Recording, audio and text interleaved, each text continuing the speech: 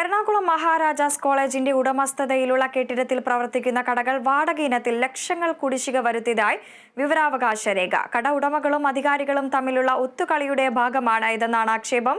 എത്ര തുകയാണ് നിലവിൽ വാടക ഇനത്തിൽ ലഭിക്കാനുള്ളത് എന്ന കൃത്യമായ കണക്ക് പുറത്തുവിടാനും കോളേജ് തയ്യാറായിട്ടില്ല. മഹാരാജാസ് കോളേജിലെ സ്റ്റേഡിയത്തിന്റെ പവലിയനിൽ 13 മുറികളാണ് വ്യാപാരികൾക്ക് വാടകയ്ക്ക് നൽകിയിരിക്കുന്നത്. ഒരു ചതുരശ്ര അടിക്ക് 32.22 രൂപയാണ് വാടക നിരക്ക്. PWD ആണ് വാടക നിശ്ചയിച്ചിട്ടുള്ളത്. 2017-2021 വർഷങ്ങളിൽ വാടക പുതുക്കി നിശ്ചയിച്ചിട്ടുണ്ട്. ഓരോ കടമുറിയിൽ നിന്നും എത്ര രൂപ കുടിശ്ശിക ലഭിക്കാനുണ്ടെന്ന ചോദ്യത്തിന് വിവരം തരുന്നതിന് പകരം രജിസ്റ്ററുകൾ നേരിട്ട് പരിശോധിക്കാമെന്നാണ് മറുപടി ലഭിച്ചിരിക്കുന്നത്.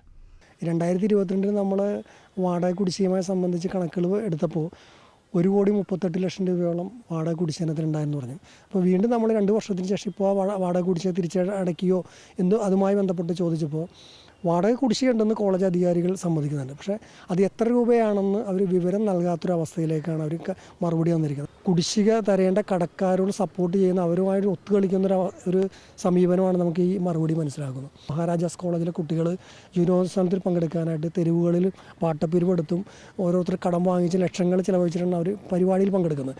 ഇവർക്ക് ലഭിക്കേണ്ട തുകയും കോളേജിൻ്റെ വികസനത്തിന് വേണ്ടി ഉപയോഗിക്കുകയും ചെയ്യുന്ന ഈ മഹാരാജാസ് കോളേജിൻ്റെ സ്റ്റേഡിയത്തിലെ വാടക ഇനത്തിൽ ലഭിക്കേണ്ട തുകയാണ് ഇപ്പോൾ കോടികളായിട്ട് ഇപ്പോൾ കുടിശ്ശികയായിട്ടിരിക്കുന്നത്. കോടതി ഉത്തരവിന്റെ അടിസ്ഥാനത്തിൽ വാടക പിരിച്ചെടുക്കാൻ നടപടികൾ സ്വീകരിക്കുന്നു എന്നല്ലാതെ എന്ത് നടപടി സ്വീകരിച്ചുവെന്നും വ്യക്തമായ മറുപടിയില്ല. പ്രിൻസിപ്പാളിന്റെ പേരിലുള്ള ജനറൽ PD അക്കൗണ്ടിലാണ് വാടകയും മറ്റും സൂക്ഷിക്കുന്നത്. കോളേജിന്റെ വികസന പ്രവർത്തനങ്ങൾക്കും താൽക്കാലിക ജീവനക്കാർക്ക് ശമ്പളം നൽകുന്നതിനുമാണ് ഇത് ഉപയോഗിക്കുന്നതെന്നും വിവരാവകാശ മറുപടിയിൽ ചൂണ്ടിക്കാട്ടുന്നു. Kerala vision news, Kochi.